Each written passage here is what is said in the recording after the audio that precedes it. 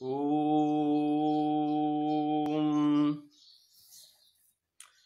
यस्यांके च विभाति भूधरसुता देवापगामस्तके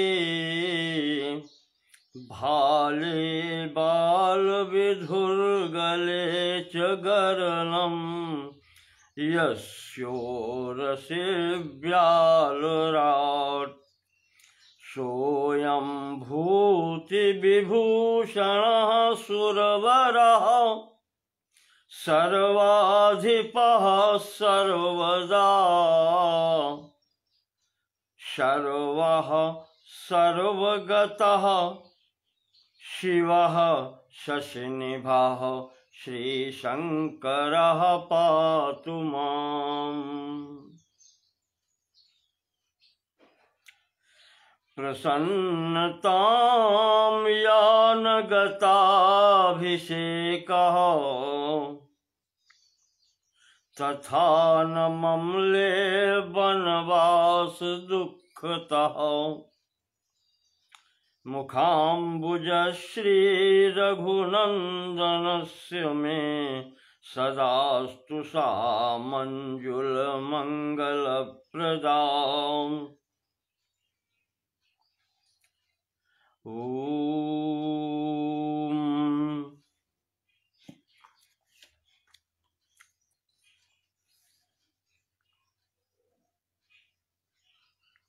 यन्मायावशवर्ति विश्वमखिलं ब्रह्मादिदेवासुरा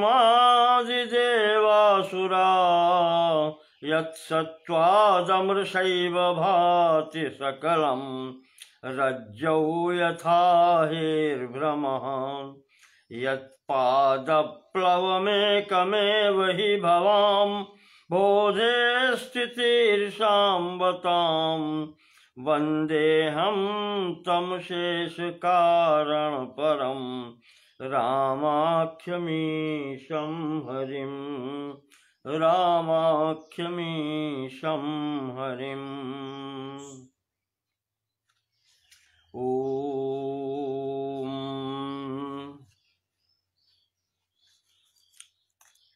कल के प्रसंग को श्रीमद् अध्यात्म रामायण के अयोध्या कांड में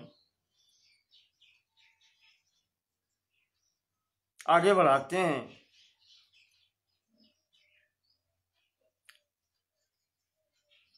श्री राम के राज्याभिषेक की तैयारी महाराज दशरथ गुरु वशिष्ठ जी की आज्ञा से कर रहे थे। उसी मध्य में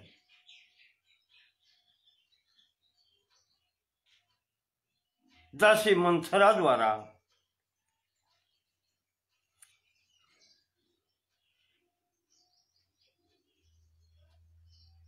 भगवान की प्रेरणा से ही कहेंगे इससे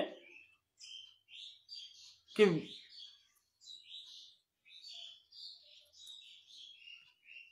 कैकेयी के हृदय में संदेह जागृत कर दिया, भ्रम उत्पन्न कर दिया।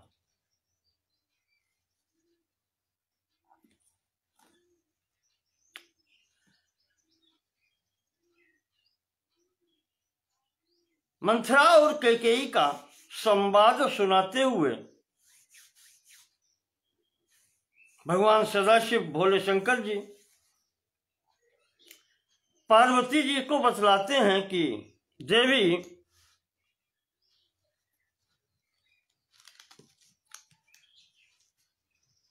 ये संसार है, यहां रहते हुए बहुत सावधानी की आवश्यकता होती है।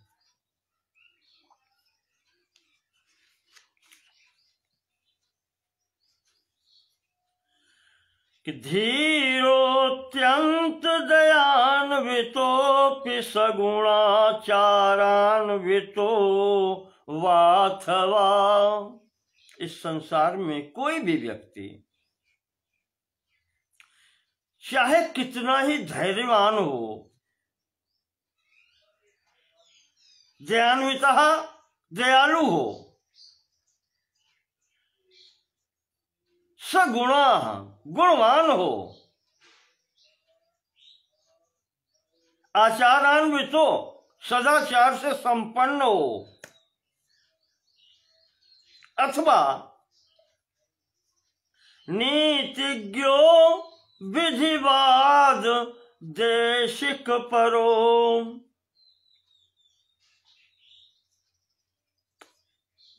नीतिवान हो, नीतिज्ञ हो,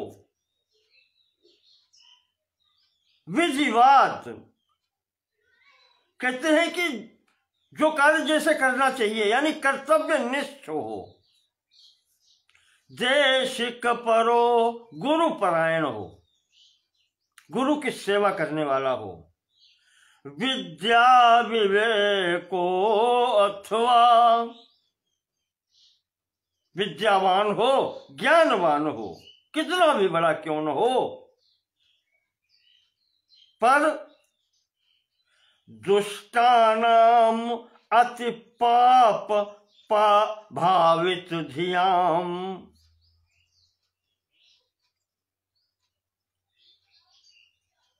अति पापी बुद्धि वालों के साथ में, दुष्टों के संग में सदा चेत भजेत, उनका सेवन करता है या उनके साथ रहता है, तो उसका परिणाम क्या होता है? तद बुद्ध्या परिभावितः, वो उनकी बुद्धि से प्रभावित हो जाता है। अगर दुष्ट लोगों का, पापी लोगों का संग करता है तो वो उनकी ही बुद्धि के द्वारा प्रभावित होकर के ब्रजति तत्साम्यम, उनके समान ही आचरण करने लगता है, क्रमेण स्फुटम, धीरे धीरे। संसार में कोई भी व्यक्ति धैर्यवान, दयालु, गुणवान, सदाचारवान, नीतिज्ञ, कर्तव्यनिष्ठ, गुरुपरायण, विद्यावान, विवेकी, ज्ञानवान, कुछ भी हो, लेकिन अगर वो दुष्ट लोगों का साथ करता है तो वो धीरे धीरे उसके ऊपर ये संगात संजायते संसर्गजा दोष गुणा भवन्ति, कहते हैं इस संसर्ग से उसे दोष प्राप्त हो जाते हैं और वो धीरे धीरे उसी बुद्धि पर चलने लगता है। अतः संगः परित्याज्य, इसलिए पार्वती सांसारिक लोगों का संग त्याग देना चाहिए और उसमें से दुष्टानाम सर्वदैव ही, और दुष्ट लोगों का साथ तो कभी करे ही नहीं।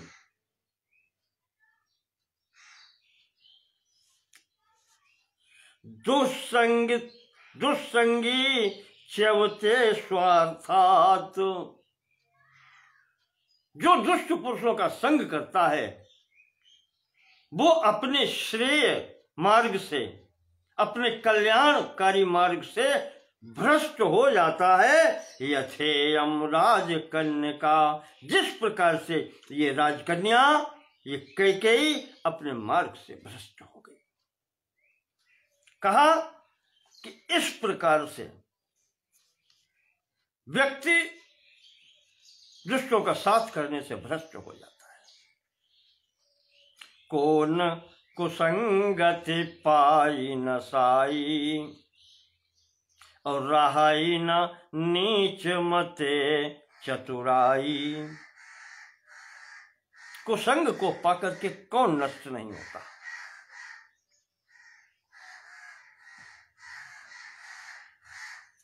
वही इसकी स्थिति हो गई।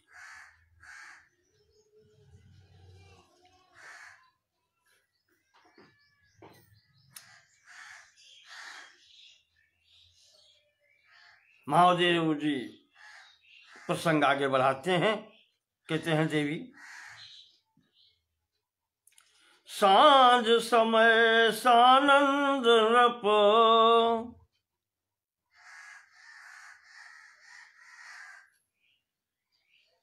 संध्याकालीन बेलात में राजा दशरथ हो ततो दशरथो राजा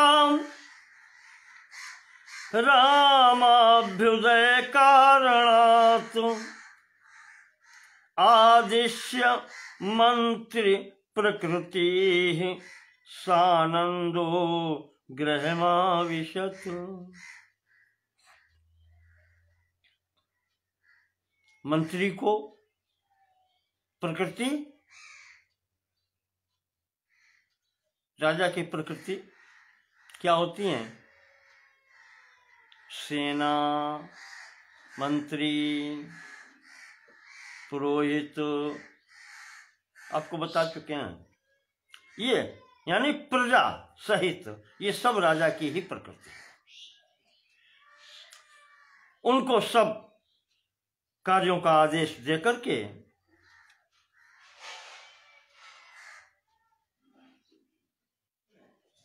राज्याभिषेक तैयारियों के करने का आदेश देकर के आनंद पूर्वक वहां से उठ करके गृहम आविशत घर में जाते हैं। तत्रा दृष्ट्वा प्रियाम राजा किमे तदति विहुवलः। अंदर जब जाते हैं सांझ समय सानंद नृप गयो कैकेयी गेह।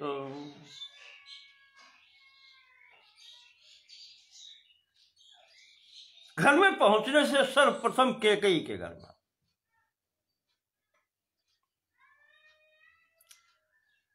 और जैसे ही अंदर प्रवेश करते हैं वैसे ही शंका हो जाती है। देखें आप, तुरंत प्रवेश करते ही शंका होती है कि है ये क्या हो रहा है। किम एतद अति बेहोला, बेहोल हो गए महाराज। क्यों बेहोल हो गए? हसंती मामुपायाति सा किम नैवाद्य दृश्यते। जो प्रतिदिन सर्वप्रथम आकर के हंस करके मेरा स्वागत करती थी, आज वो कहां है?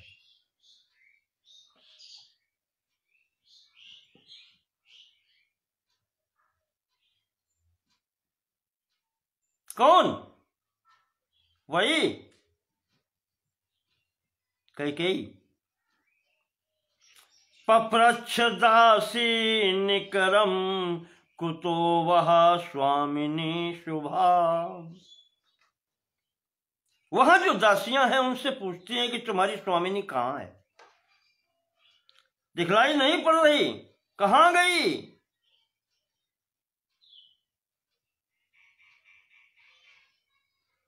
तो दासियों ने भी सीधे कह दिया, महाराज मुझे पता नहीं है, पर ता ऊचुहु बेबोली दासियां क्रोध भवनम प्रविष्टा नैव विद्महे कारणम तत्र देवत्वं गत्वा निश्चेतुमर्हसि। महाराज मुझे कारण नहीं पता है, पर क्रोध भवनम प्रविष्टा सा, कोप भवन में चली गई है। महाराज स्वामिनी मम स्वामिनी कोप भवनम प्रविष्टा, कोप भवन में गई हैं महाराज। कारण मुझे भी नहीं पता है। तत्र देव त्वम गत्वा, वहीं महाराज जाओ, वहां पे जाओ, निश्चय तुम रहसी, और वहीं आपको सब निश्चित हाल पता चलेगा।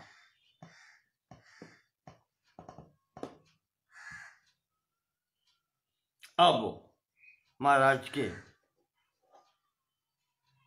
हृदय में शंका और गंभीर हो गई कि क्या हुआ। जैसे वहां लिखते हैं गोस्वामी जी कि सुरपति बसई बाहुबल जाके,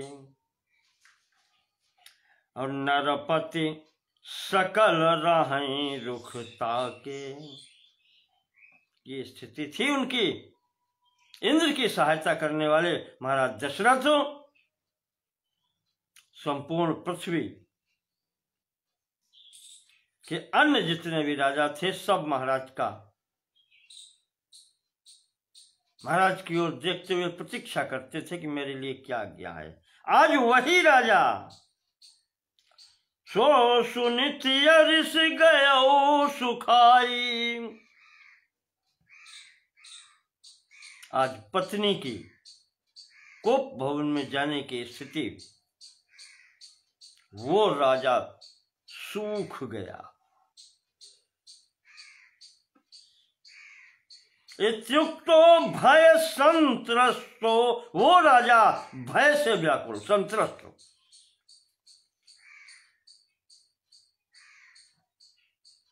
राजा तस्या समीप गा, जाकर के कैकेयी के समीप बैठता है, उसका हाथ लेकर के और पूछता है किम शेषे वसुधा पृष्ठे। रानी, तुम इस प्रकार से पृथ्वी पर क्यों पड़ी हो?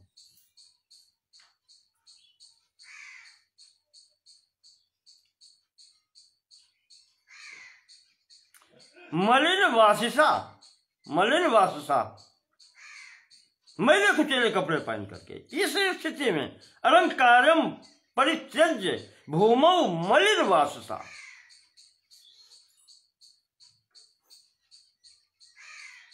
क्यों पड़ी हो यहां पर? क्या कारण हो गया है? अनहित तोर प्रिया के ही कीन्हा, क्या तुम्हारा किसी ने अनहित किया है? कौन है ऐसा? के ही दुई सिर के ही जमु चाहलीना, ऐसा कौन संसार में उत्पन्न हो गया जो तुम्हारा अहित करने का विचार कर सकता है? कौन वो दो सिर वाला है?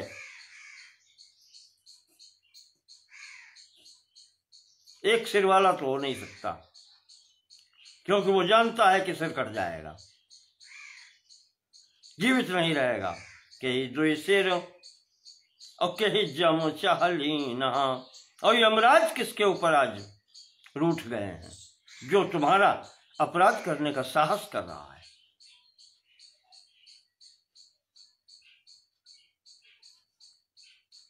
तुम निसंकोच होकर के बोलो, किसने किया है?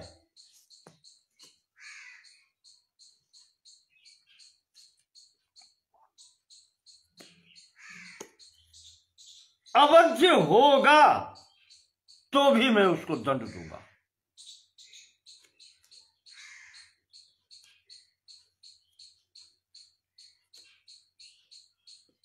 चाहे कोई स्त्री हो, पुरुष हो,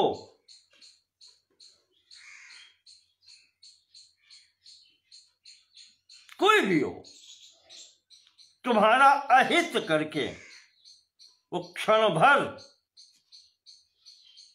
जीवित रहने का अधिकारी नहीं हो सकता। ब्रूहिकम धनिनम कुर्याम दरिद्रम ते प्रियंकरम, धनिनम क्षणमात्रेण निर्धनम चितवाहितम। रानी,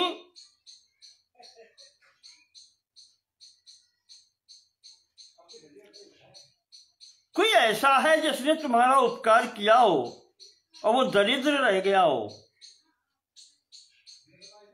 कहू के ही रंग कही करऊं नरेशु, और कहू के ही नृपहि निकासों देशु। और या कोई ऐसा धन से मतवाला व्यक्ति है, कोई राजा है इस तरह का, जो तुम्हारा अपराध करके और जीवित रहना चाहता है? वो जीवित नहीं रह सकता। ब्रूहि कंबा वधिष्यामि बधारो वा विमोक्ष्यते।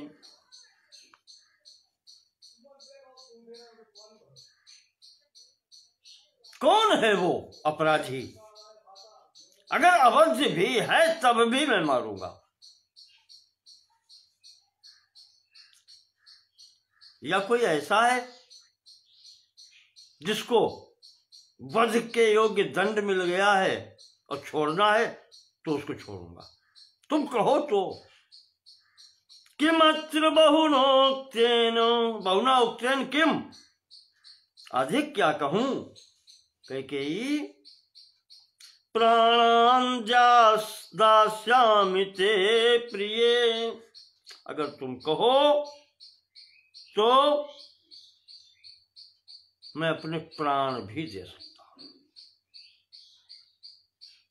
महाराज दशरथ, वो राजा दशरथ के स्वरूपति बसे बाहुबल जाके, आज वो राजा इस स्थिति में है कि एक स्त्री के समक्ष कह रहा है कि अगर तुम कहो तो मैं प्राण दे सकता हूं।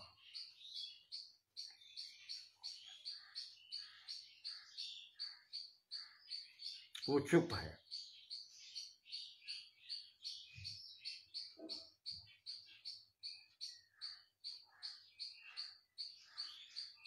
राजा फिर बोलता है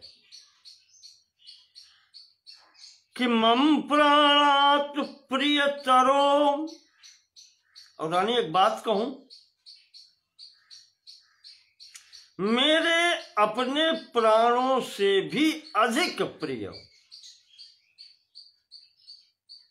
रामो राजीव लोचना, राम है। मुझे अपने प्राणों से भी अधिक प्रिय राम है। तस्योपरि शपे ब्रूहि, मैं उनकी सौगंध लेता हूं।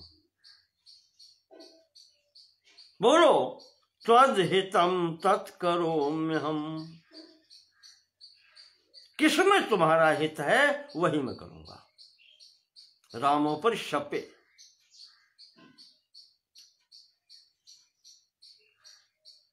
जो प्राणों से अधिक प्रिय राम हैं उनकी सौगंध लेता है राजा। इस प्रकार से जैसे ही राजा सौगंध लेते हैं राम की, उधर तो उसने कही दिया था कि झुकना तभी है जब राजा जो दशरथ हैं वो राम की सौगंध करें। और ये तो इतनी जल्दी हो गया, देर ही नहीं लगी।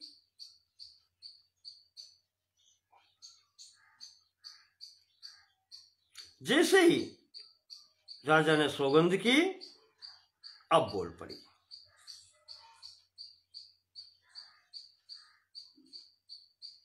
कहती है राजन, यदि सत्य प्रतिज्ञोसी, ये वाणी कभी नहीं बोली, यदि कभी नहीं लगा।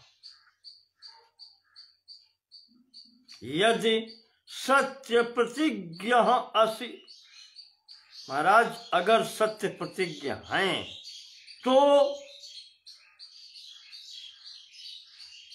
शपथम कुरुषे यदि, और राम की शपथ भी आपने कर ली है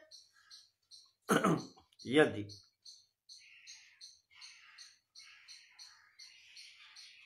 तो याचाम में सफलाम कर तुम शीघ्रमेव तुमर्हसि। तो फिर मैं जो कुछ मांग रही हूं मेरा मांगना सफल करें महाराज।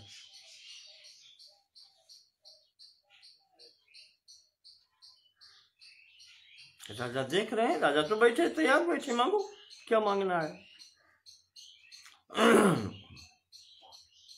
तो वो सीधे नहीं मांग रही है, मांग भी रही है पर राजा को चारों तरफ से बांध रही है। राजा ने राम की शपथ कर दी,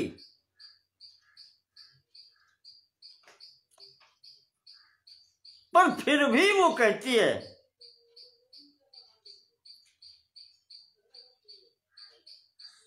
कि ये सीधे सीधे मांगना नहीं है महाराज, मैंने आपका उपकार किया है, उसके बदले में आपने कुछ देने को कहा था,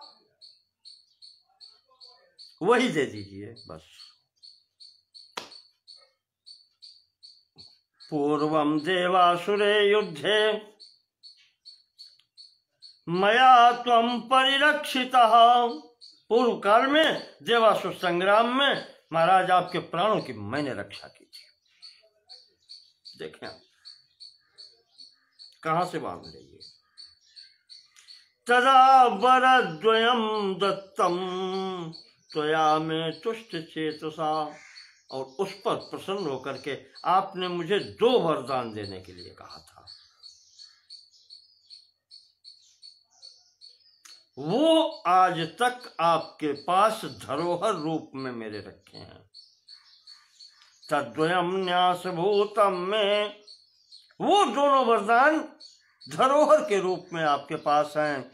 स्थापितम त्वयि सुब्रत, है आपके पास। राजा सुन रहा है तो कहा बस वही चाहिए। तत्रैकेन वरेणासु भरतम में प्रियम सुतम एभिः संव्रत भारैर् यौवराज्येऽभिषेचयो। तो महाराज उसका जो प्रथम वरदान है वो मैं ये मांग रही हूं कि मेरे पुत्र भरत को युवराज पद मिले। ये तैयारी पूरी हो ही गई है, इसके द्वारा मेरे भरत का अभिषेक हो।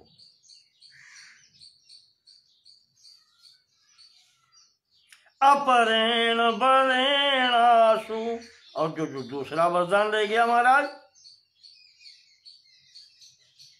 उसके रूप में रामो गच्छतु दंडकान।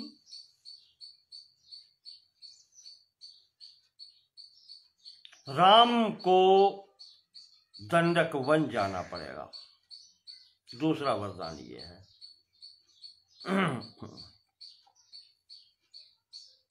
जैसे ही ये सुनते हैं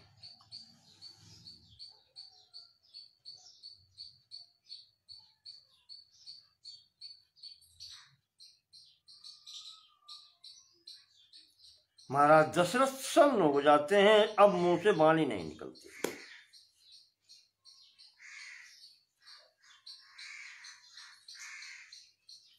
वो कहती है कि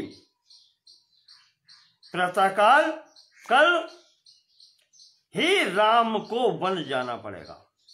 14 समा तत्र कंद मूल फलाशन। 14 वर्ष के लिए जाना पड़ेगा।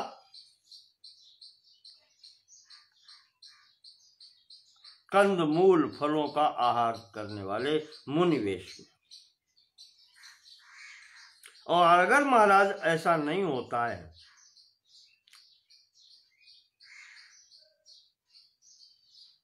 यदि किंचित विलंबेत प्राणांस्त्यक्षे तवाग्रतः, और अगर महाराज इसमें विलंब होता है तो फिर मैं आपके समक्ष प्राण त्यागूंगी।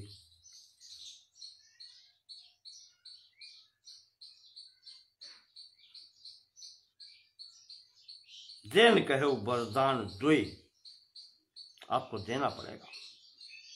ये श्रुत्वैत दारुणम वाक्यम, ये दारुण वाणी, ये कठोर वाणी सुनकर के निपपात महीपालो वज्राहते वाचलः, जैसे इंद्र के वज्र के मार से पर्वत धराशायी हो जाता है, महाराज इस प्रकार से पृथ्वी पर गिर पड़े।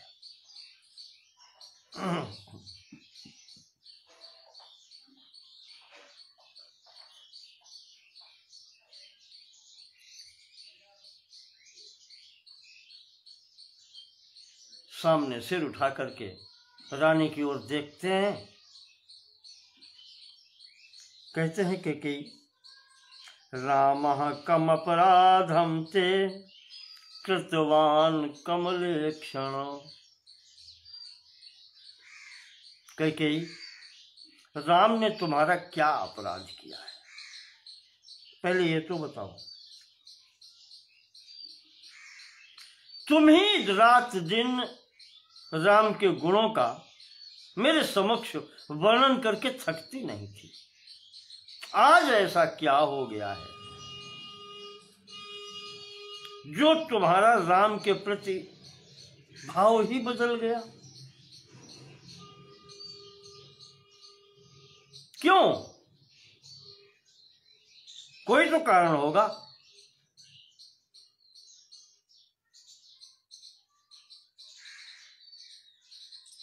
दशरथ जी कहते हैं कि रानी, राज्यम ग्रहण पुत्राय, तुम्हें राज्य चाहिए, लो, पुत्र के लिए राज्य तुम्हें चाहिए, पूरा राज्य लो, कोई आपत्ति नहीं। पर रामस्तिष्ठतु मंदिरे, राम को तो घर में रहने दो, मेरे प्राण तो राम के ही अधीन है।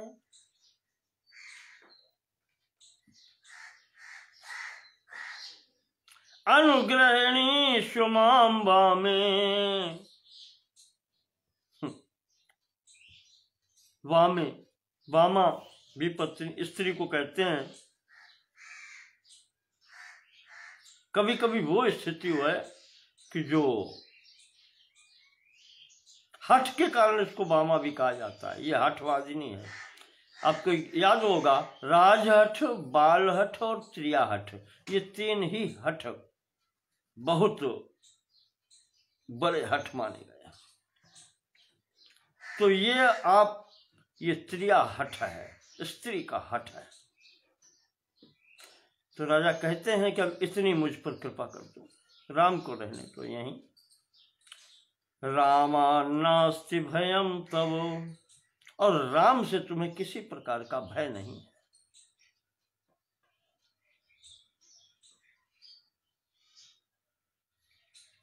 इत्युक्त्वा परिताक्षो, इस प्रकार से कहते हुए राजा के आंखों से आंसुओं की झड़ी लगी हुई है।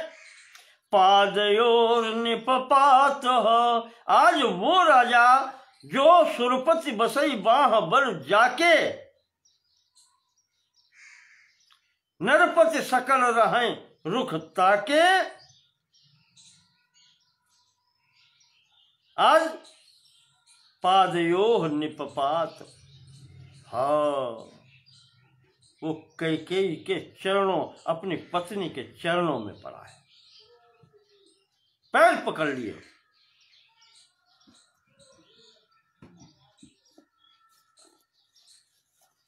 देखो काम प्रताप बड़ाई, तुलसीदास ने इसी को कहा है।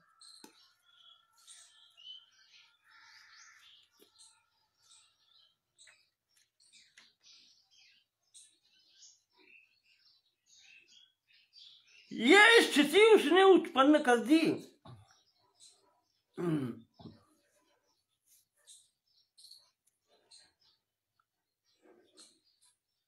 ये हठ बहुत विचित्र है।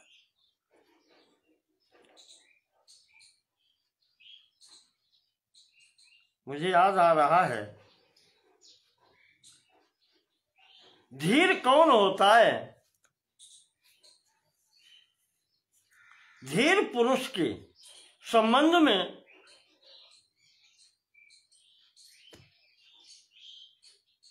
भर्तृहरि जी ने भी नीति शतक में लिखा है कि कांता कटाक्ष विशिखा न लुनन्ति यस्य चित्तम न निर्वहति कोप कृशानुतापः। जिस पर कांता कटाक्ष रूपी बाण न लगे हों, जिसको यानी उनका प्रभाव जिस पर न हुआ हो, प्रेयसी के, प्रेमिका के नैनों के बाण जिसको न लगे हों, यानी जिस पर प्रभाव न हुआ हो। दूसरी बात, न निर्वहति कोप कृशानुतापः, जिसका चित्त क्रोधाग्नि से, क्रोध रूपी अग्नि से विचलित न हुआ हो। कर्षन्ति भूरि विषयाश्चन लोभ पाशै, इंद्रियों के विषय जिसके चित्त को लुभा न सके हों, अपनी ओर आकर्षित न कर सके हों, ऐसा जो व्यक्तित्व होता है वही धैर्यवान है। और लोकत्रयम् सजयति, लोकत्रयम् जयति कृत्स्न मिदं सधीरः, वही धैर्यवान है, वही तीनों लोकों पर विजय प्राप्त करने वाला है। तो सबसे पहला आया है कांता कटाक्ष विशिखा न लुनन्ति यस्य चित्तम, जिस पर स्त्री का कोई प्रभाव न पड़ा। कालिदास भी समवता कुमार संभव में लिखते हैं, विकार हेतौ सति विक्रियन्ते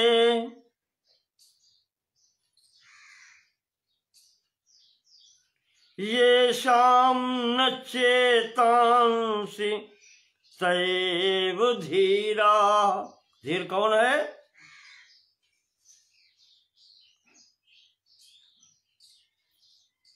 विकार के हेतु उपस्थित होने पर भी जिनके चित्त में कोई विकार न आए,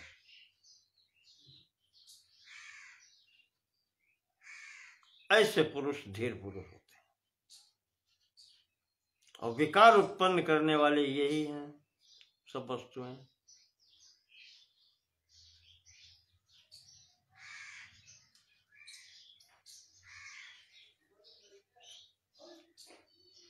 काह न पावक जारिसक कान समुद्र समाई, कान करई अबला प्रबल के ही जग काल न खाई। अबला,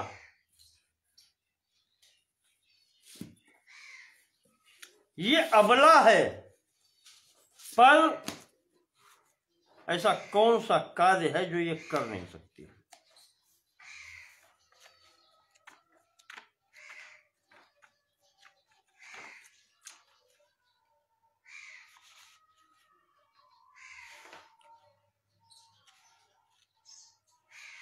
भर्तृहरि जी ने तो उसमें भी लिखा है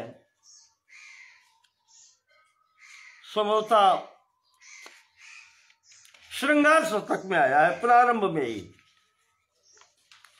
प्रारंभ में ही श्रृंगार शतक में उन्होंने अबला के ऊपर व्यंग किया है। नूनम हिते कविवरा विपरीत वाचो, ये कवि लोगों की उल्टी वाणी होती है।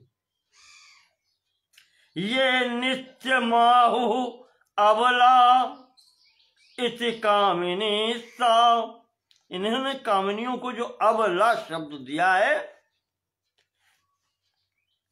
वो अबला नहीं है। क्यों? जो कार्य बड़े बड़े शक्तिशाली पराक्रमी नहीं कर पाते हैं वो एक क्षण में ये करके दिखाती है। कैसे? या भीर विलोल तर तारक दृष्टिपात, ये अपनी केवल दृष्टि मात्र से, देखने के प्रभाव से वो कार्य करके दिखाती है जो बड़े बड़े पराक्रमी शक्रादयोपि विजिता तो अबला कथमता। भ्रू विजम्र मात्रेण शक्रादयो विजिता, अपने कटाक्ष मात्र से इंद्र जैसे पराक्रमी को भी जीत लेती है। तो ये अबला कैसे है? अबला नहीं है। ऐसे चाणक्य ने भी गिनाया है अपने नीति में। उन्होंने कहा है कि साहस 8 गुना होता है स्त्री मात्र में। अगर आ जाए अपने पर फिर इतना बड़ा कोई होता नहीं। आज वही स्थिति दिखाई पड़ी महाराज दशरथ को।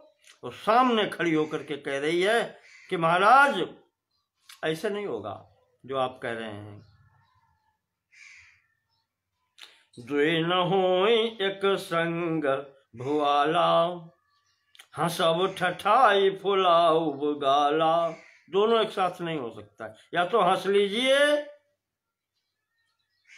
और या फुलाऊ गाला।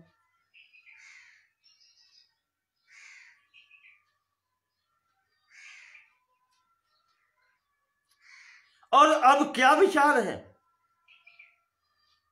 वरदान देने को कहे थे, मैंने मांगे हैं, प्रतिज्ञा कर चुके हैं, आप राम के शपथ कर चुके हैं। मिथ्या करोषि चेत स्वयं भाषितम नरको भवेत। अब अपनी वाणी आप मिथ्या करेंगे और मिथ्या भाषी को नरक जाना पड़ता है महाराज।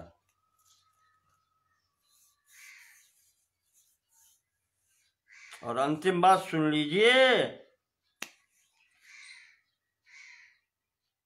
जो होना था वो हो गया।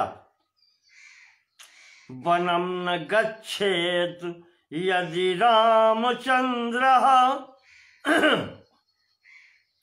प्रभात काले जिन चीरयुक्त। प्रभात काले अजिन चीरयुक्त यदि रामचंद्र वनम न गच्छेत। अगर सवेरे मुनिवेश धारण करके राम वन को न गए तो उद्बंधनम वा विषभक्षणम वा। महाराज मैं 2 कार्यों में से एक कार्य जरूर करूंगी आपके समक्ष।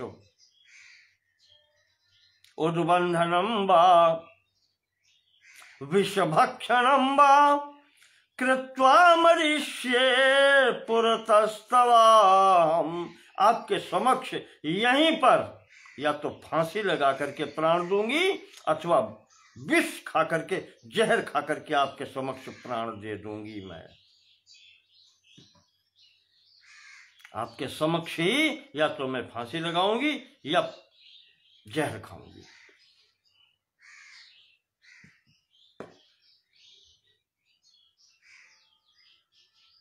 ये कह दिया, अब तो अब कोई बातें नहीं रहेगी।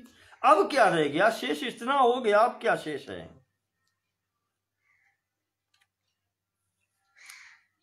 राजा तो बिल्कुल ऐसे भूमि पर पड़ा है जैसे प्राण निकल गया, विक्षिप्त स्थिति में, बेहोशी की स्थिति में। प्रातःकाल होती है, प्रातःकाल दरवाजे पर सूत मगध वो सब यश का गान करते हैं। कैकेयी ने आज्ञा भेज करके उनका सब गाना बंद करा दिया, बंद करो ये सब, कुछ नहीं। जब ये स्थिति देखी, उधर प्रजा संपूर्ण तैयारी में है कि राम के दर्शन कब हों, कब आएंगे, हम उनके दर्शन करेंगे, आज उनका राज्याभिषेक होना है।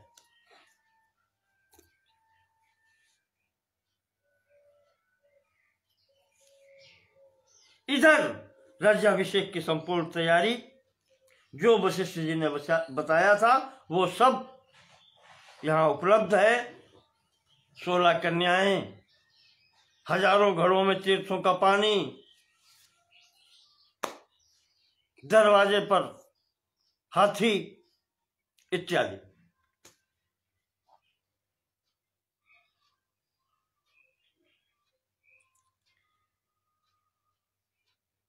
जैसा वशिष्ठ जी ने बताया था वो सब तैयारी पूरी थी।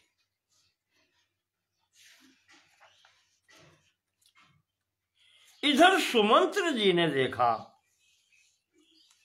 कि नेदानी मुच्छितो राजा किमर्थम चेति चिंतयन। क्या हो गया है महाराज, मुझे आदेश दे गए थे और अभी तक स्वयं नहीं उठे। ये चिंता करके वहीं पहुंचे, जानते थे कैकेयी के भवन में सुमंत्र जी पहुंचे। वहां राजा की स्थिति देखते हैं।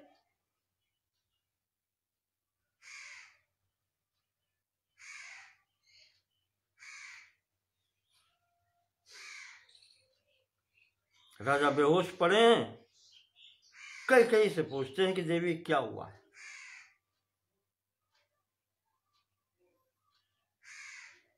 कैकेयी कहती है, तमाह कैकेयी राजा रात्रौ निद्राम न लब्धवान। कहती है कि सुमंत्रो, राजा को रात में नींद नहीं आई। राम रामेति रामेति राजा राममेवानुचिंतयन्। और रात भर राम राम राम राम रटते रहे, उन्हीं का चिंतन करते रहे। इसलिए मेरा विचार ये है सुमंत्र कि कोई बात है, राम को यहीं ले आओ।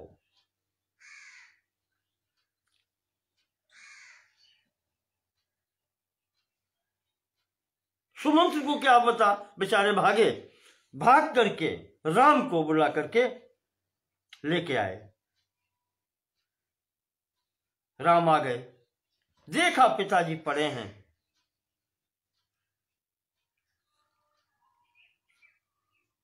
साथ में लक्ष्मण।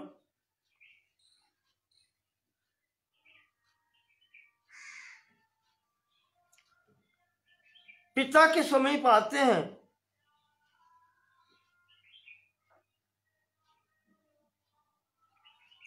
जाकर के पिताजी को प्रणाम किया। सुमंत्र ने कहा राम आ गए। तो जैसे ही कान में आवाज पड़ी, महाराज ने आंख खोल करके देखा और भगवान वो राम को आलिंगन करने के लिए बाहें पसारी और फिर गिर पड़े। आगे बढ़कर के राम ने उठाया, अपने गोद में लिया। राजानं मूर्छितं दृष्ट्वा चक्रुषुः सर्वयोषितः। राजानं मूर्छितं दृष्ट्वा चक्रुषुः सर्वयोषितः। किमर्थं रोदनम् इति जैसे ही राजा बेहोश होकर के राम के गोद में गिरे हैं, वह जितनी और अन्य स्त्रियां थी सब रोने लगी। तो किमर्थम रोदनम इति वशिष्ठोपि समाविशत, ये एकदम रोने की आवाज जैसे ही सुनी है, वशिष्ठ भी जो दरवाजे पर उधर थे, व्यवस्था देख रहे थे, वो भाग करके आ गया। देखते हैं क्या हुआ। राम पूछते हैं कि क्या कारण है।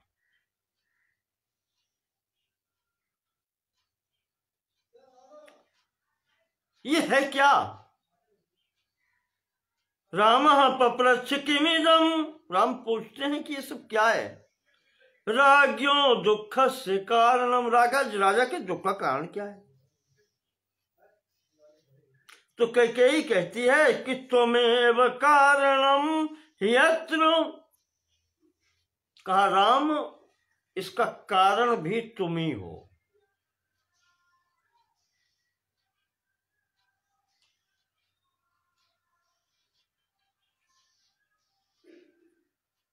राजा तुमसे कुछ चाहते हैं, किंचित कार्यम त्वया राम कर्तव्यम नृपतेर हितम, इसलिए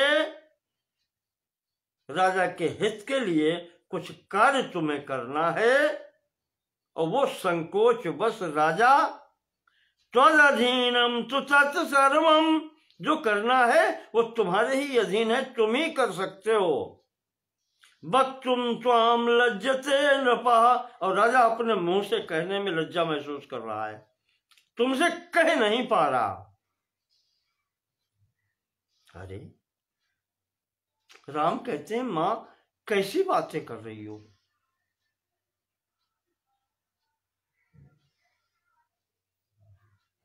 आप कह रही हैं ये, पिताजी मेरे लिए ये सोच रहे हैं। पितरर्थे जीवितम दास्ये, माता जी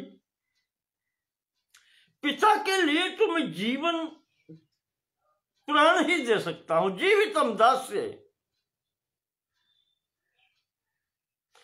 पिबेयम विषमुल्बणम, अगर उनकी इच्छा है तो मैं विष पी सकता हूं,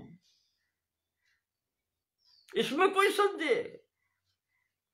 सीताम चक्षेस कौशल्याम, अरे सीता की तो बात क्या, मैं माता कौशल्या को भी छोड़ सकता हूं। सबसे बड़ी परीक्षा है।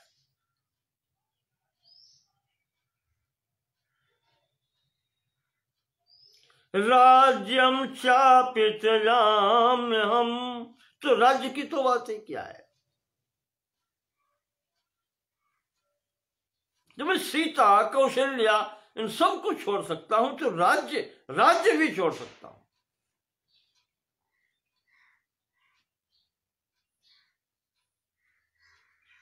जो बात थी भगवान और राम ने तुरंत सीधे स्पष्ट कर दी। पिताजी की अगर इच्छा है तो जीवन छोड़ सकता हूं, विष पी सकता हूं, सीता कौशल्या राज्य सब छोड़ सकता हूं। और माता, पुत्र संसार में 3 प्रकार के होते हैं, पहले भी आपको बता चुके हैं, कई बार आ चुका है। अनाज्ञप्तोऽपि कुरुते पितुः कार्यं स उत्तमः, उत्तमश्चिंतितं कुर्यात्। देवी भागवत में आया है, भीष्म जी ने कहा है पिताजी से, वही यहां पर भी है। राम कहते हैं कि माता अनाज्ञप्तोऽपि कुरुते पितुः,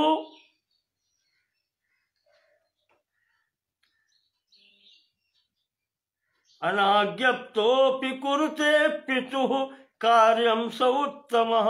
जो बिना आज्ञा मिले पिताजी जो मन में चिंतन करें वो कार्य कर डाले, वो उत्तम पुत्र है। उत्तमश्चिंतितं कुर्यात्। दूसरा बताया, उक्तः करोति यः पुत्रः समध्यम उदारता। और जो आज्ञा मिलने पर पुत्र कार्य करता है वो मध्यम पुत्र कहलाता है, मध्यम श्रेणी का है।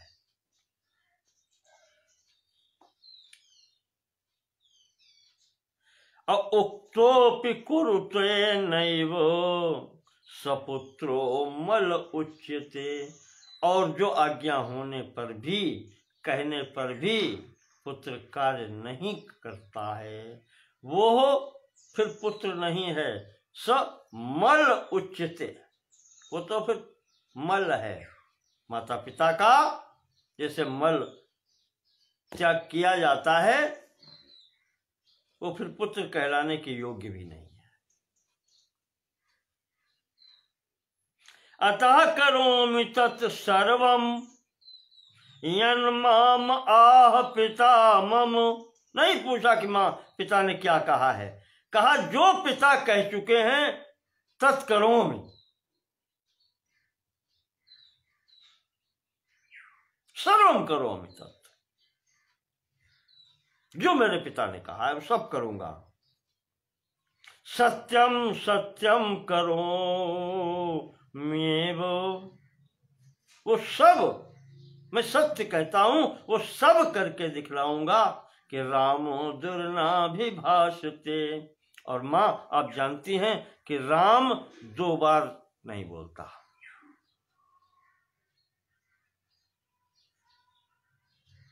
जिस बात को एक बार कह दिया हां, वो फिर हां रहती है, चाहे जो कुछ भी हो।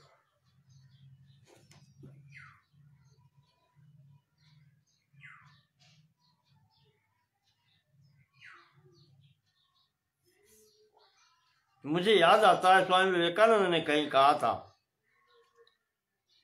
जो परमात्मा के समक्ष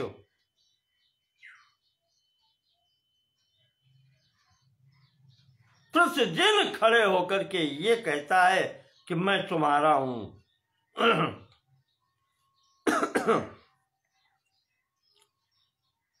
वास्तव में न तो वो हृदय से कहता है न वो विश्वास करता है परमात्मा पर।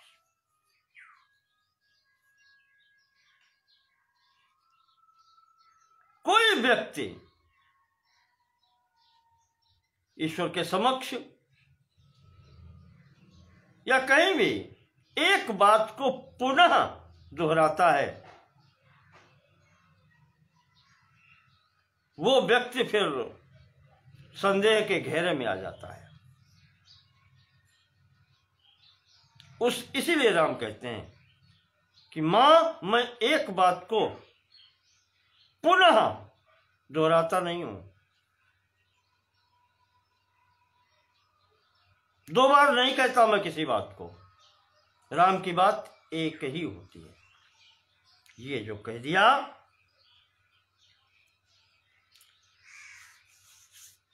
कैकेयी ने बतला दिया कि ये हुआ। मैंने 2 वरदान मांगे, राजा ने देने को कहे। प्रथम वरदान भरत का राज्याभिषेक और दूसरा तुम्हारे लिए 14 वर्ष का वनवास। राम कहते हैं बस इतनी सी बात।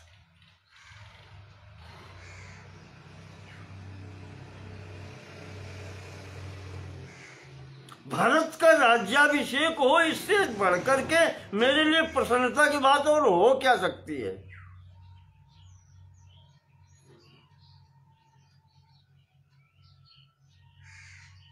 भरत प्राण प्रिय पावहि राजू, वो तो मेरे भी प्राणों से प्रिय हैं। उनका राज्याभिषेक हो तो उसमें क्या कठिनाई है। और जो दूसरी बात माता जी आपने कही है वो भी मेरा ही कार्य है। 14 वर्षों का वनवास,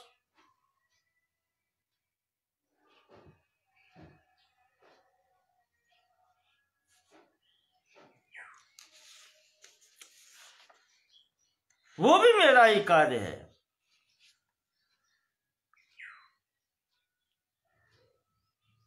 तो कैकेयी कहती है फिर ठीक है, करो फिर वही, जब तुम्हारा भी ये है तो इसी में राजा का कल्याण है, राजा के वचन की भी रक्षा हो जाएगी।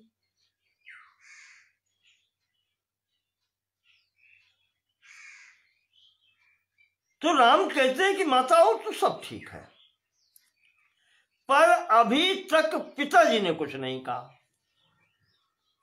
आपने भी कहा, आपका उत्तर में मैं भी बोला, मैं पिताजी की वाणी सुनना चाहता हूं। मां, पिताजी क्या कहते हैं?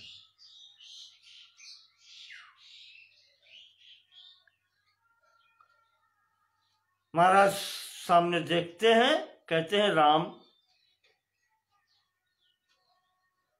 जो हुआ वो तो हुआ,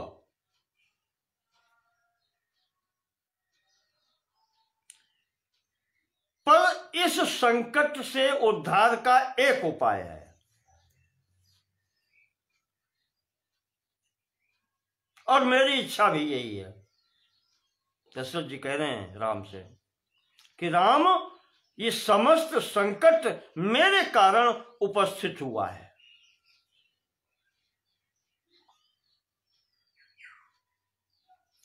स्त्री जितम भ्रांत हृदयम उन्मार्ग परिवर्तिनम, क्योंकि मैं अगर ऐसा न होता तो ये संकट नहीं होता।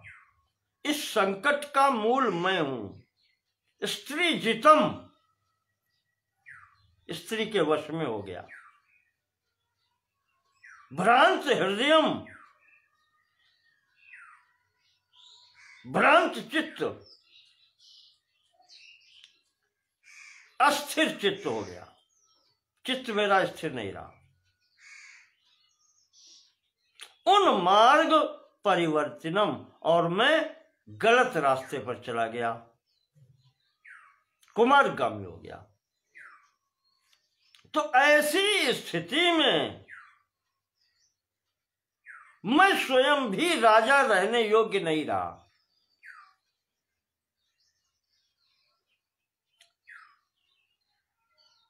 तो राम, तुम ज्येष्ठ पुत्र हो, इस कैकेयी ने मुझसे मांगा है, इसके बंधन में मैं हूं, तुम नहीं हो।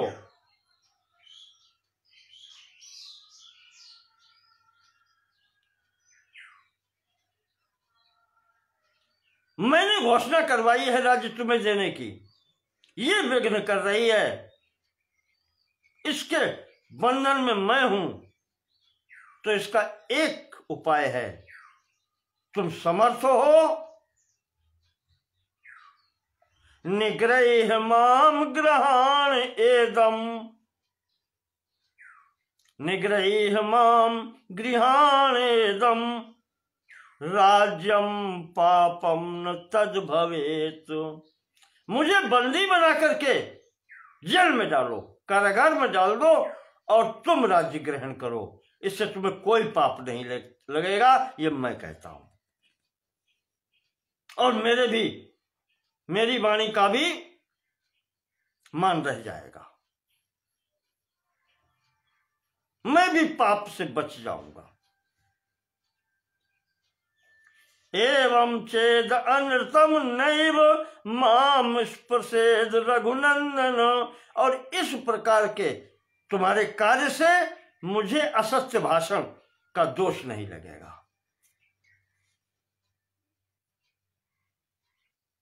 मेरी वाणी भी सत्य हो जाएगी और तुम्हारा कार्य भी हो जाएगा। ये एक उपाय है। राजा दशरथ बताते हैं, नीतिज्ञ हैं, कि मुझे तुम बंदी बना करके कारागार में डाल दो और राज्य स्वयं ले लो। इस पर तुम्हारा अधिकार है, इससे तुम्हें भी कोई दोष नहीं लगेगा, और मेरा भी कहा हुआ है जो सत्य प्रतिज्ञा में कहा जाता हूं, तो मेरी वाणी की भी प्रतिष्ठा बनी रहेगी।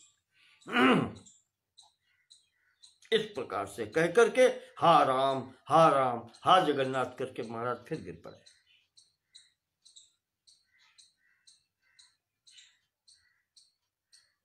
राम पिताजी को समझाते हैं कि पिताजी ऐसी बात आप क्यों कहते हैं, हम आपको बंदी बनाए? अरे ये कितनी बड़ी बात है 14 वर्षों की। भरत को राज्य हो जाए और मैं 14 वर्ष वन में भ्रमण करके मुनि के साथ में रह करके घूम के आ जाऊंगा।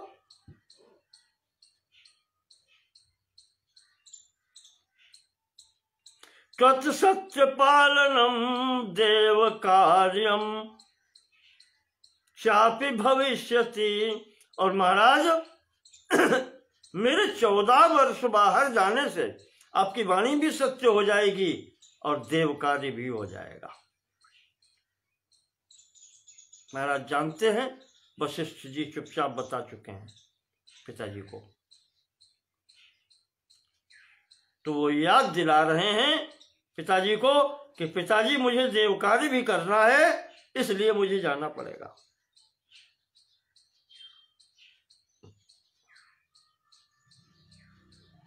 इस प्रकार से कह के कहने लगे महाराज आप चिंता मत करो, मैं अपनी माता से मिल के आता हूं,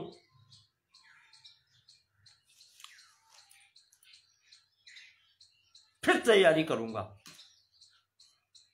चलने की। ऐसा कह करके राम माता कौशल्या के पास पहुंचते हैं।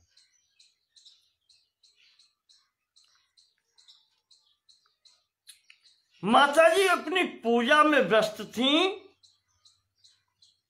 तो उन्होंने नहीं जान पाया, आंखें बंद किए बैठे थीं, पूजा कर रही थीं कि राम आ गए। तो सुमित्रा ने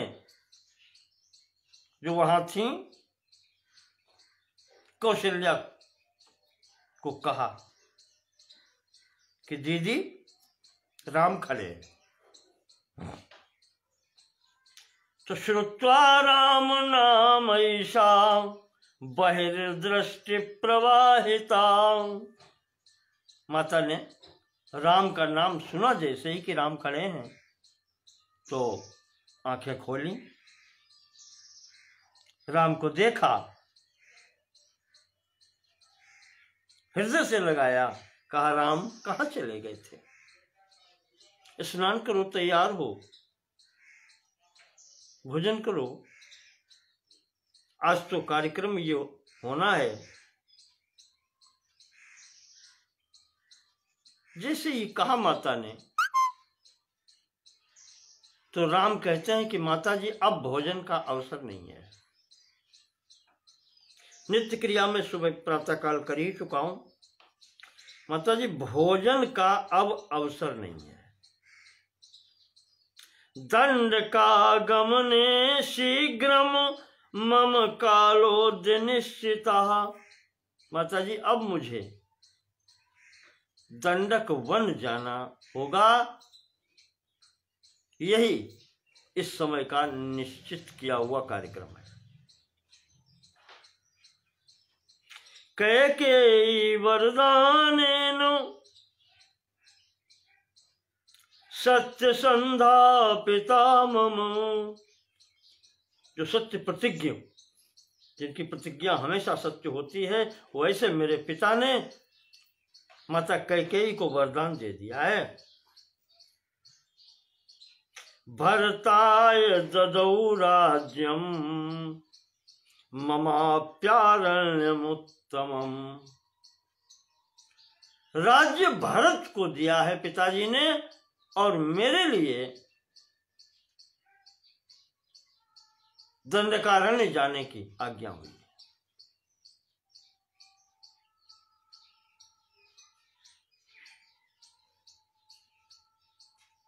ये जो सुना है तो माता भी एकदम गिरने को हो गई। राम ने हाथों पे रोक लिया, कहा माता शांत हो जाओ। तो माता कहती है कि राम फिर मैं यहां क्या करूंगा, जब तुम्हें दंडक वन जाना है तो मैं यहां क्या करूंगी। यथा गौर बालकम वत्सम त्यक्त्वा तिष्ठेन्न कुत्रचित्, जैसे गाय अपने बछड़े को छोड़ करके कहीं अकेली रह नहीं सकती, तथैव त्वाम न शक्नोमि त्यक्तुम प्राणा प्रियम सुतम। राम उसी प्रकार से मैं तुम्हारे बिना रह नहीं सकती। ठीक है, राजा प्रसन्न भरत पर है, भरत को राज्य दे दें, कोई चिंता नहीं, लेकिन तुम्हें वन गमन का आदेश किस आधार पर हुआ।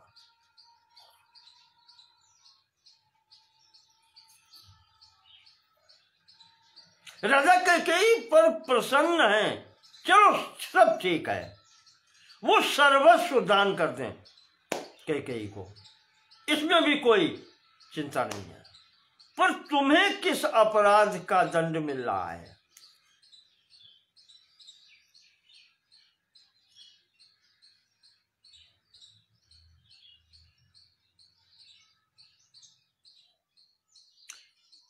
किस बात का दंड तुम्हें मिल रहा है। अच्छा ठीक है, पिता गुरु यथा राम, ठीक है, तुम्हारे लिए पिता श्रेष्ठ है, बड़े की आज्ञा हुई है।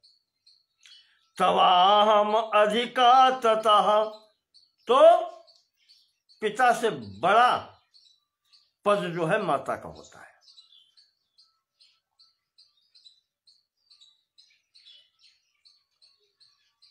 पिता ने जो तुम्हें आज्ञा दी है उसको मैं कहती हूं छोड़ दो, मेरी आज्ञा है तुम यहीं रहो। पित्राज्ञप्तो वनम गंतुम वारयेयमहं सुतम, मैं उसके छोड़ने के लिए कह रही हूं, उल्लंघन कर दो राजा की बात का। मैं माता हूं तुम्हारी, माता का पद पिता से बड़ा है। पितृ सत्गुणम माता, ये जो माता ने कहा राम तुम मुझसे छोड़कर अगर चले जाओगे तो मैं भी प्राण छोड़ दूंगी। अब लक्ष्मण को क्रोध आ गया। ये सब स्थितियां देख करके, वहां पिताजी को देख करके आए, यहां बड़ी माता को देख रहे हैं, उनकी अपनी माता भी सामने है। लक्ष्मण जी को क्रोध आ गया।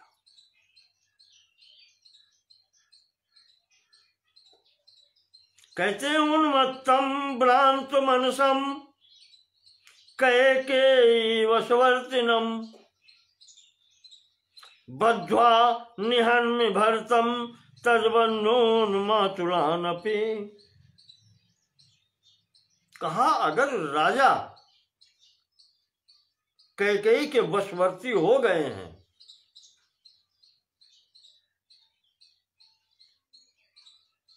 भ्रांत चित्त हो गए हैं, चित्त स्थिर नहीं कर पा रहे हैं, निर्णय नहीं उचित ले पा रहे हैं, उन्मत्तम पागल हो गया, तो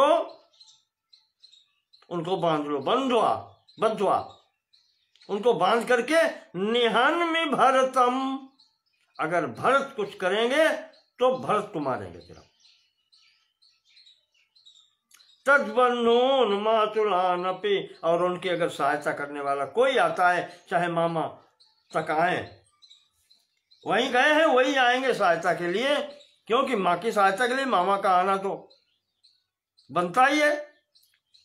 का सबको मारेंगे, किसी को नहीं छोड़ेंगे। अद्य पश्यन्तु मे शौर्यम, आज तुम फिर मेरा पराक्रम देखो।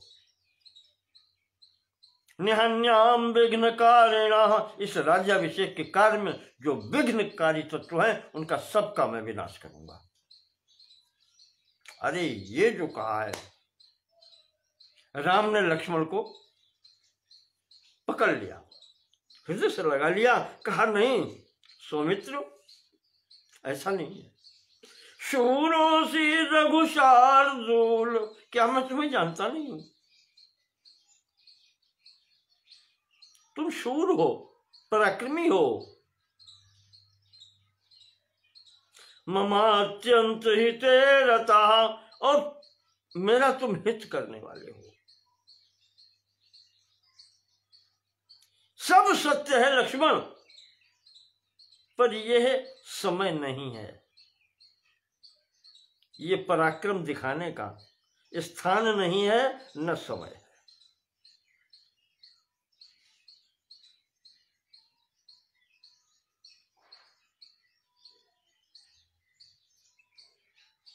कहा लक्ष्मण जो तुम ये देख रहे हो, जो परिस्थितियां बन रही हैं, इसको उतनी गंभीरता से मत लो जितना तुम ये दिखा रहे हो। ये है कुछ नहीं, वास्तविकता में ये कुछ नहीं है। कहने का तात्पर्य ये है कि मम इच्छा कहा दीन दयाला। लक्ष्मण को साधने का राम जी का तात्पर्य ये है। वो कहते हैं कि जो तुम ये देख रहे हो ये सब कुछ सत्य नहीं है। यदिदं दृश्यते सर्वं राज्यम देहादिकम च यत्, एक श्लोक में है उपदेश पूरा। यदि सत्यम भवेत् तत्र आयासः सफलस्यते। ये शरीर, ये राज्य और ये घटनाएं जो तुम देख रहे हो, अगर ये सब सत्य होती तो तुम्हारा परिश्रम सफल हो सकता था, तो उसकी आवश्यकता होती थी। पर लक्ष्मण ऐसा है नहीं, नहीं है, ये सब असत्य है, ये सत्य इसमें कुछ भी नहीं है। भोगा मेघवितानस्थ, भोग जानते हो क्या है? मेघवितानस्थ, जैसे ये बादल आकाश में घूम रहे हैं, कभी छाया कभी धूप, तो कभी सुख कभी दुख। भोगों से सुख मिला, भोग हट गए, दुख। तो भोगा मेघवितानस्था, ये छाया हमेशा नहीं रहती, ये आने जाने वाली वस्तु है। भोग आने जाने वाले हैं। विद्युल्लेखे व चंचला, जैसे घटा में बिजली कौंधती है, चमकती है, भोग ऐसे ही हैं।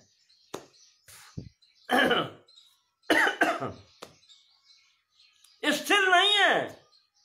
कहा लक्ष्मण इसे तुम सत्य मान रहे हो। आयोरप्यग्नि संतप्तो लोहस्थ जल बिंदुवत, और जीव की आयु कितनी है, प्राणी की आयु कितनी है? गरम लाल गरम लोहा है, उसके ऊपर एक बूंद जल डाल के देखो कितनी देर ठहरता है। यह इस संसार के प्राणी की आयु है, इतने समय। भोग नश्वर हैं, शरीर भी नश्वर है।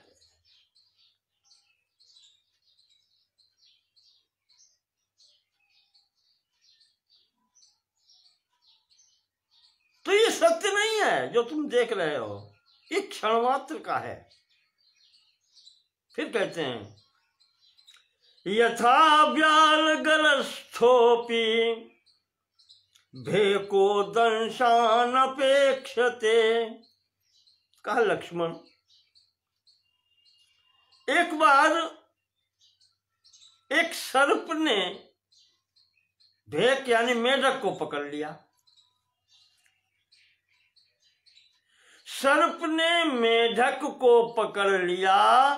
मेढक आधा सिर उसका बाहर है और आधा सर्प के पेट में है, और फिर भी सभेका दंशान अपेक्षते, उसके समक्ष, मेढक के समक्ष एक मक्खी उड़ती हुई निकलती है और वो मेढक उस मक्खी को पकड़ने के लिए झपटता है, खाने के लिए। कहा बिल्कुल वही स्थिति इस सांसारिक प्रपंच में जीव की है, प्राणी की है। तथा कालाहीनाग्रस्तो लोको भोगान शाश्वतान। ऐसे ही इस मनुष्य लोक में, इस भूलोक में काल रूपी सर्प के द्वारा पकड़ा हुआ ये जीव भोगों के पीछे भागता है।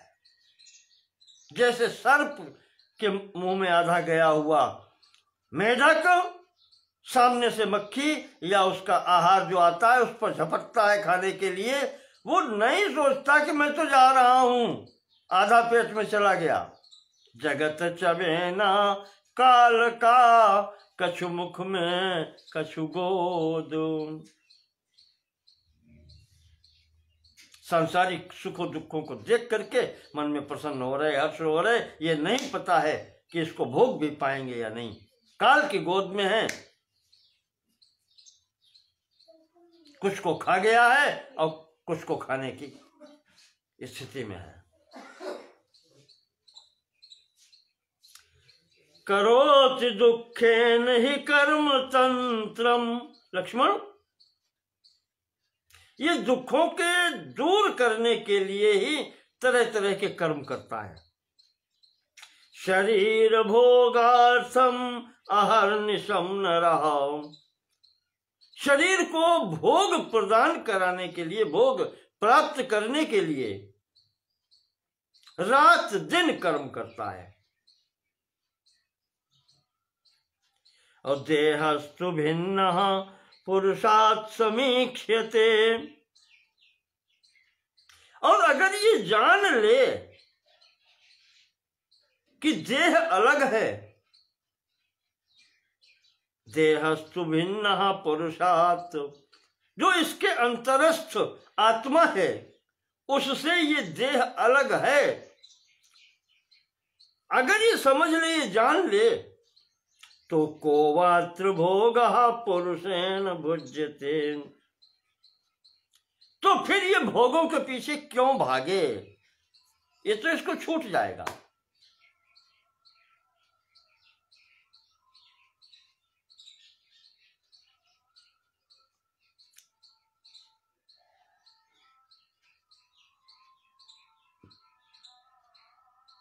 अगर ये समझ ले कि पुरुष अलग है, आत्मा अलग है, तो क्यों भागेगा। पुरुष यानी आत्मा अलग है और शरीर अलग है। ये शरीर को भोग देने के लिए तरह तरह के कर्म करता है, और जब ये समझ में आ जाए कि ये मेरा है ही नहीं, तो क्यों करेगा इसके लिए। और अगर नहीं, जब नहीं करेगा तो सुख दुख में नहीं जाना पड़ेगा। स्वर्ग नरक आदि जो कर्मों के वशीभूत होकर कर्म के फल होते हैं उनको भोगना नहीं पड़ेगा। ये अपने को कर्ता बनाता है, इसी के कारण भोक्ता हो जाता है।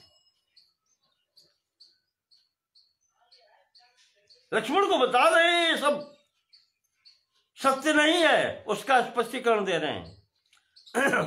पितृ मातृ सुत भ्रातृ दार बंध्वादि संगम।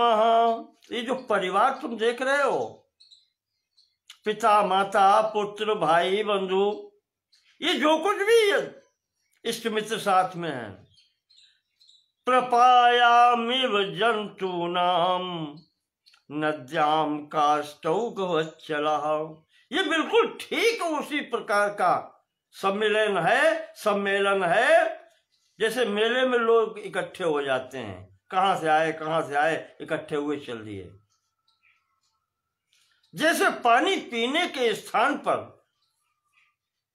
प्याऊ लगा है, पानी पीने के स्थान पर गर्मी के समय में 10-5 लोग इकट्ठे हो गए, वहां जलपान किया और छाया में बैठ करके थोड़ा सावधान हुए और उसके बाद में उठ के अपने अपने रास्ते पे चले गए, कोई किसी का नहीं। नद्याम काष्ठौघवच्चला, जैसे नदी में जाने कहां से लकड़ियां बहती हुई आई, थोड़ी देर के लिए एक साथ इकट्ठी होकर के साथ हो गई, फिर धारा का जल आया और फिर वो अपने अलग अलग बह के चली गई। ये स्थिति है यहाँ पर हम सब लोगों की उपस्थिति की, कोई किसी का नहीं है। छायेव लक्ष्मी चपला प्रप्तीता तारुण्यमूर्मि वदध्रुवं च स्वप्नोपमं स्त्री सुखमायुरल्पम तथापि जंतोरभिमान ऐसा। कहते हैं लक्ष्मण, छायेव लक्ष्मी चपला प्रतीता, ये लक्ष्मी जो है, ऐश्वर्य वैभव जो है, ये क्या है? चपला प्रतीता, छाया इव चपला, जैसे मेघों की छाया होती है, चंचल, अभी है अभी नहीं है, उसी तरीके से है, रुकने वाली नहीं है। तारुण्यमूर्मि, तारुण्यमूर्मि, अम्ब उर्मि वद अध्रुवम तारुण्यम, ये जवानी जो है, ये जैसे पानी में लहरें चलती हैं, बहुत ऊंची लहर एक बार आई चली गई, ये एक बार की लहर है, ये बार बार की लहर भी नहीं है। समुद्र में तो लहरों के पीछे लहरें चलती हैं, पर ये एक बार, एक ही लहर है, कभी आती है। स्वप्नोपमम स्त्री सुखम, स्त्री सुख क्या है? स्वप्न की तरीके से है, क्षण भर का भी तो वो नहीं है, यानी बिल्कुल स्वप्न क्या है? असत्य है। आंख खुल गई, कुछ है ही नहीं, अभी सब कुछ था। आयुरल्पम, और आयु कितनी है अभी बता चुके हैं, लाल गरम लोहे के ऊपर एक बूंद जल डालो, बस इतना है। आयुरल्पम, थोड़ी सी आयु।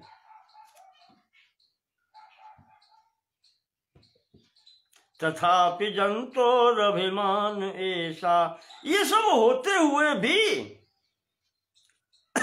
ये जीव, ये प्राणी अभिमान में भरा घूमता है कि मैं कुछ हूं। ये अभिमान करने की स्थिति नहीं है, न क्रोध करने की स्थिति है। लक्ष्मण, संस्कृति ही स्वप्न सदृशी, ये जो संस्कृति है, ये संसार चक्र है, ये बिल्कुल स्वप्न के समान है।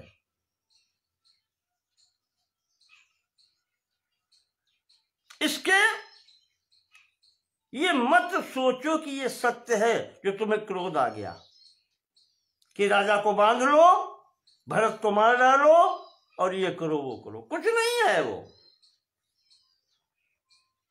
सत्य नहीं है भाई। सत्य होता तो उसके लिए प्रयास करते, सब असत्य है। आयुष्यम क्षीयते अस्माद आदित्य से गतागतई, सूर्य प्रतिदिन निकलता है, प्रतिदिन अस्त होता है, सूर्य निकलते अस्त होते होते ये आयु चली जाती है। दृष्ट्वान्येषां जरा मृत्यु कथंचिन्नैव बुध्यते। लक्ष्मण, क्या संसार में तुम देखते नहीं हो? वृद्ध पुरुष को देखते नहीं हो? रोज मरते हैं लोग, मृत्यु नहीं देखते हो, क्यों आती है? अगर सत्य होता तो व्यक्ति रहता। जन्म मृत्यु देख करके भी तुम्हें इस प्रकार से क्रोध आ रहा है। भोगाननुपतत्येव काल वेगम न पश्यति। भोगों के पीछे दौड़ने वाले आदमी को क्या ये काल का वेग दिखाई नहीं पड़ता? या तुम नहीं देख पा रहे हो? किस लिए भोग चाहिए और कितने दिन के लिए मिलेगा? स्थिर है ही नहीं।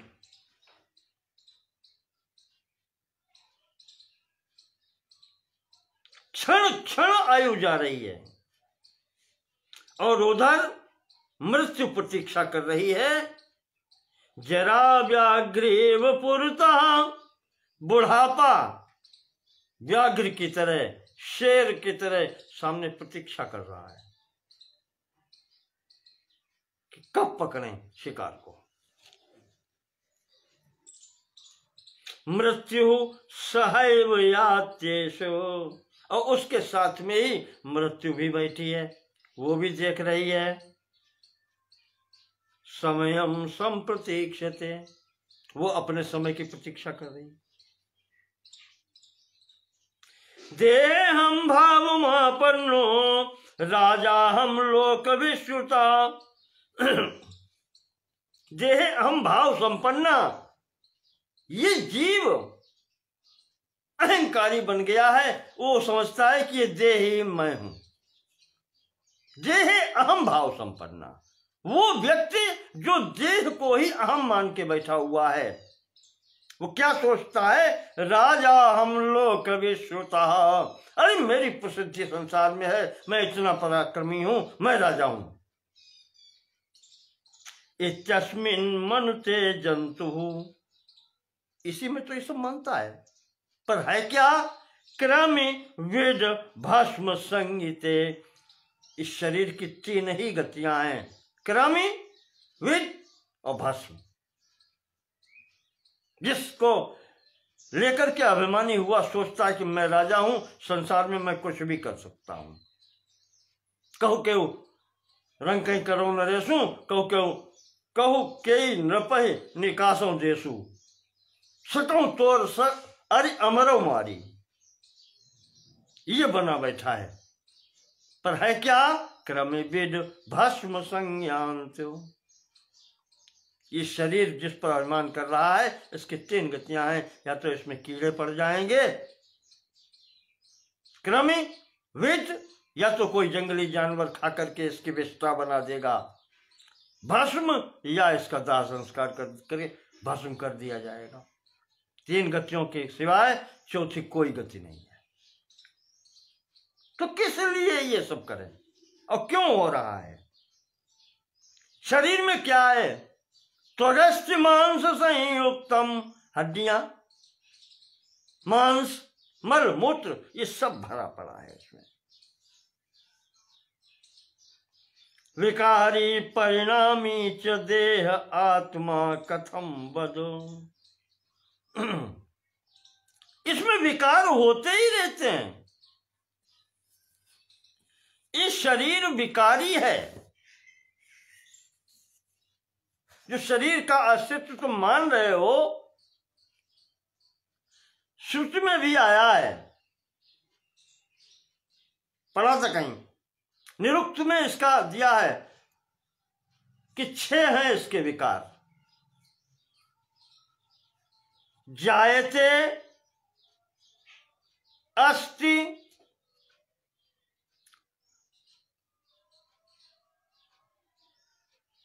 विपरिणमते, जायते उत्पन्न होता है, अस्तित्व मतलब अस्तित्व दिखाई पड़ता है, विपरिणमते यानी कि इसमें परिवर्तन होता है, वर्धते बढ़ता है, और फिर अपक्षयते घटता है, और फिर विनश्यति। ये 6 इसके विकार हैं। और ये सब विकार इस शरीर के हैं,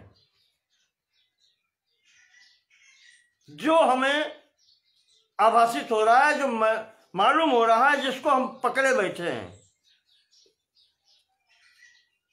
वो जो मैं हूं इसके अंतर्गत, वो जो दृष्टा है, साक्षी है, इसको चलाने वाला है, जो वास्तविकता है,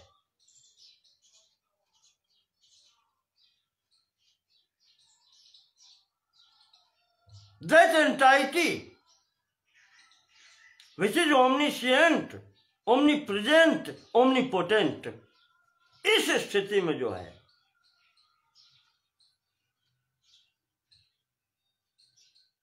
वो कोई दूसरी चीज है, वो निर्विकारी है, उसमें कोई विकार नहीं है। जैसा था वैसा है और वैसा ही रहेगा।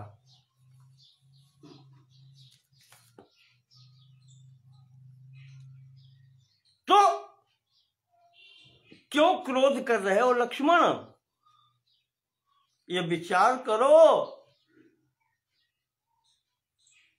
और इसी देह के ऊपर तुम क्रोधित हो रहे हो। तुम्हें राजा दिखाई पड़ रहा है, तुम्हें कैकेयी दिखाई पड़ रही है, तुम्हें मैं दिखाई पड़ रहा हूं, ये शरीर, और तुम अपने को पराक्रमी मानते हो, तुम अपने को भी शरीर माने बैठे हो। याम यमास्थाय भवान लोकम दग्धुमिच्छति लक्ष्मण, जिसका आश्रय लेकर के तुम इस संपूर्ण लोक को जलाने की बात कर रहे हो, नष्ट कर डालेंगे। तो देहाभिमानिनः सर्वे दोषा प्रादुर्भवन्ति। तो ये दोष उन्हीं लोगों में होते हैं जो क्रोध तुमको आया है, जो देहाभिमानी हैं, जो यथार्थ ज्ञानी हैं, उनके अंदर ये कुछ नहीं होता। इसलिए लक्ष्मण शांत हो जाओ, यही अज्ञान की पहचान है। लक्ष्मण अज्ञानी मत बनो। क्रोधेश महान शत्रु तृष्णा वैतरणी नदी, ये सबसे बड़ा शत्रु है क्रोध। क्रोध मूलो मनस्तापः, क्रोध से दूसरे की हानि नहीं होती है, अपनी ही हानि होती है। क्रोध मूलो मनस्तापः क्रोधः संसार बंधनम, इस संसार में बंधन में डालने वाला है तो क्रोध है। क्रोध ही मन को चोट पहुंचाने वाला है, मन को कष्ट देने वाला है। धर्म क्षय करह क्रोधा, क्रोध ही धर्म का नाश कराने वाला है। तस्मात् क्रोधम परित्यज, इसलिए लक्ष्मण ये क्रोध छोड़ो, इससे कल्याण नहीं होता।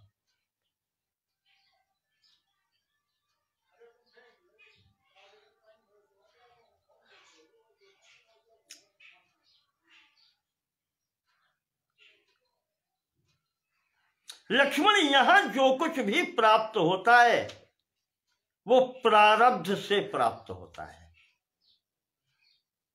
पूर्व जन्म के कर्मों का फल जब प्रभावी होता है वो हमारे सामने आता है। व्यक्ति सोचता है कि मैंने अभी ऐसा कुछ किया ही नहीं, पर फिर भी मेरे सामने आ गया है। तो भुंजन प्रारब्धम अखिलम सुखम वा दुखमेव वा, इस प्रारब्ध को भोग करते समय सुख आए तो सुख भोग ले, दुख आए तो उसी भाव से दुख भी भोग ले, यही बुद्धिमानी है। प्रवाह पतितम कार्यम कुर्वन्नपि न लिप्यसे, और इस प्रवाह में चलते हुए जो कार्य समक्ष में आए उस कार्य को उसके अनुकूल अपनी दक्षता के अनुसार उसको पूर्ण कर ले। इससे वो कभी किसी भी उसमें कर्म बंधन में बंधता नहीं है। जो भी कार्य प्रारब्धवश सामने उपस्थित हो जाए उसको कर्तव्य भाव से कर डाले तो उसे कर्म बंधन नहीं होता।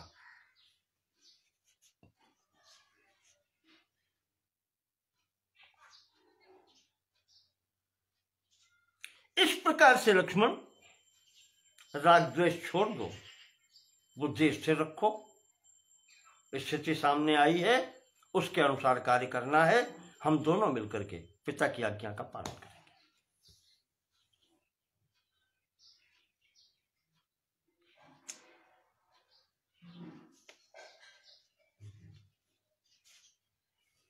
इस तरीका से माता के सामने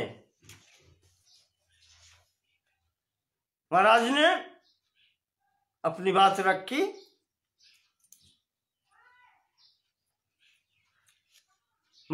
इसी स्तर में माता जी भी समझ गए। माता जी के समक्ष तो बात हो ही रही। माता से आज्ञा मांगते हैं कि माता चलने के लिए आज्ञा दें। तब तक सीता भी वहां आ गई।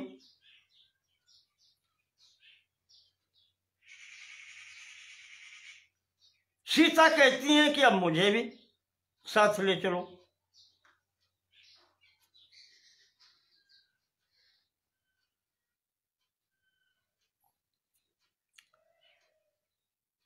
सीता जी कहती हैं कि पिताजी ने आपको वनवास क्यों दिया?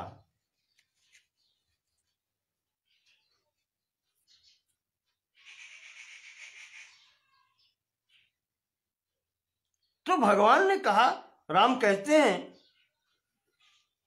कि पिता ने कहा है, उनकी आज्ञा है। क्यों कहा, किस लिए कहा, ये मुझे पूछना नहीं है। उन्होंने दिया, भरत को राज्य दी, मुझे वन का राज्य दिया, तो मुझे जाना है। और देखो, सीता कोई विघ्न नहीं करना।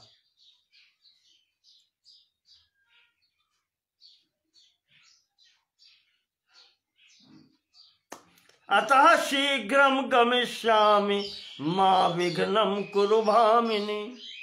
सीता से कहते हैं कि देखो सीता, मैं चाह रहा हूं और तुम विघ्न नहीं करना। तो सीता कहती हैं कि नाथ, विघ्न क्या करना, तो मैं भी साथ ही चलूंगी आपके। मैं आपके साथ चलूंगी। अगर आपको वन की आज्ञा हुई है तो मैं आपकी अर्धांगिनी हूं। मुझे भी फिर आज्ञा हुई है, मैं भी साथ चलूंगी। यहां पर भगवान ने समझाया कि वन में बहुत से वो होते हैं,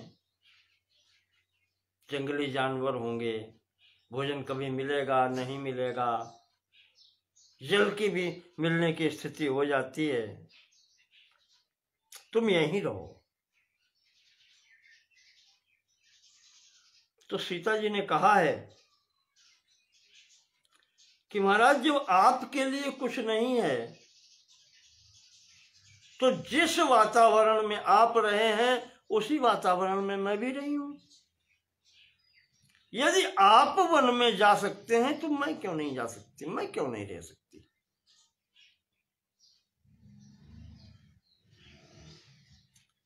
जो भी आपके पास है उसके अतिरिक्त मुझे कुछ चाहिए ही नहीं।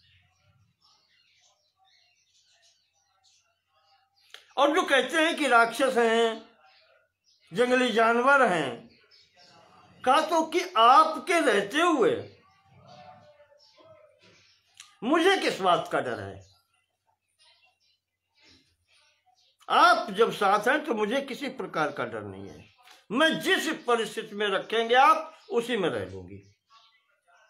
ये जब स्थिति हो गई माता जी के समक्ष, माता जी भी चुप और सब, आपको कौन क्या कहे।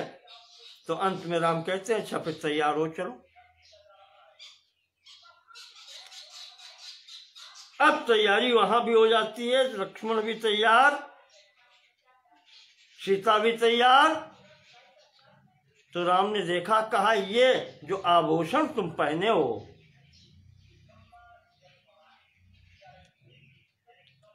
ये पहन के जंगल में नहीं चलते हैं। कहा फिर, कहा ये उतार के यही रखो।